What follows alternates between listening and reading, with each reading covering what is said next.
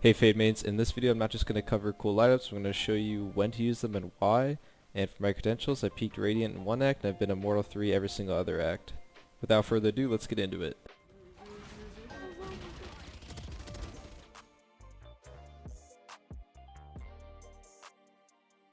This first lineup lets you easily take dish control with one ability, and to do it you're going to get your haunt and you're going to put your crosshair like so. I line it up with this roof here and I do a running jumping throw,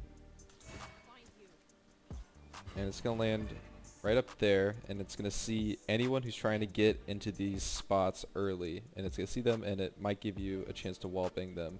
And most of the time there's just a chamber trip here watching it, but this haunt lets you know if there's anyone there, and if the haunt doesn't see anything you can pretty much go all the way up here for free and get free drop control.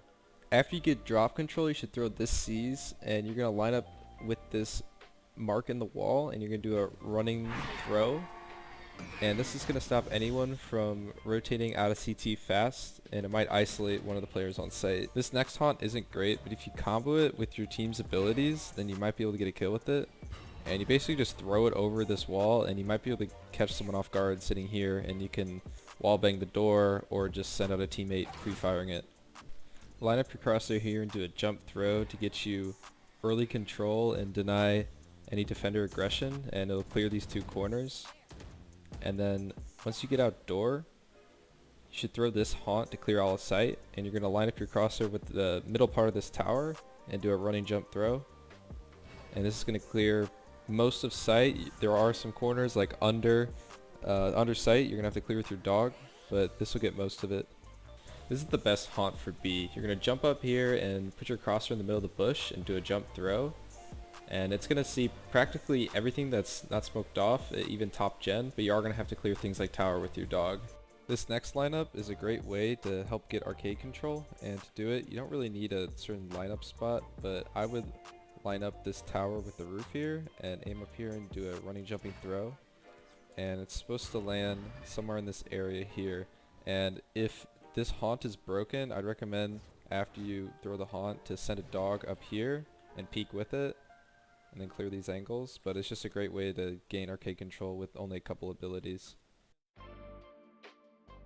Defense for Fade is a little less straightforward than attack, so I only play one of two positions, and the first one is here in sand, and I like throwing my haunt right over this wall. I line up the haunt like this and do a jump throw, and it'll land down here, and it's kind of a weird spot for the attackers to shoot because most of them are focused this way and they won't really hear it come down, and usually the first couple times I throw this it's not shot even in high elo. So I'll throw this, and then if I hear something I'll send a dog through the door, and what I like to do is sit in this doorway here and keep it open. And a lot of times people don't check this corner because they don't think it's a corner, right? Because the door is usually closed. But especially the first couple times you do it, if you keep this door open, just hold this, you can have your teammates rotate out and just hold this angle, and you'll probably get one, and then you can get out and save yourself maybe with another dog to cover your escape.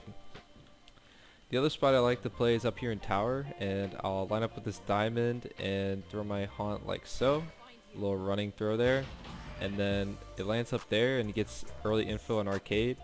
And then from here I just like to play tower and use my dogs. If they're trying to come up on either side, use your dog and try to peek with it, and you can use your C's to delay any pushes. The best way to retake B with or without your ult is to do your ult first if you have it, and then throw your haunt up on this corner here, and then if you have your C's, throw it in this corner and make sure the center of the C's lands here so you get info on whether or not someone's in this corner or not, and that really helps clear the site more because this crossfire could get a little messy. The best retake haunt is going to be through this window here, and I do a jump running throw. It lands up here, and that'll clear drop for the most part and top site, and top site is what you want to clear with the haunt because it's hard to get a haunt down here that won't get shot, but something up here is much harder to shoot. And if you clear upper, it's really good for your team because if someone is staying up there, the only way to kill someone is to either spam this or to run up these stairs. So that's probably the best haunt you want to throw. Here's the C's you could throw if you hear the enemies coming out drop. It might stop them from jumping out.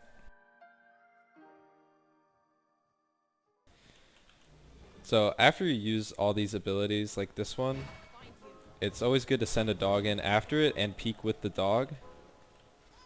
But there's some less obvious places where I think you should use your dog, and one for example is if you're taking arcade, you do this haunt, and then if it sees something, then you want to send another dog in, peek with it, but then you have another, so I would use it to clear out tower, and what you could do is jump up on the rope, jump off, send the dog, and it'll clear all the way through, and even if it gets to this corner here, once it aggroes someone, it like will not go away. So if someone's in this corner, they'll get hit by it too.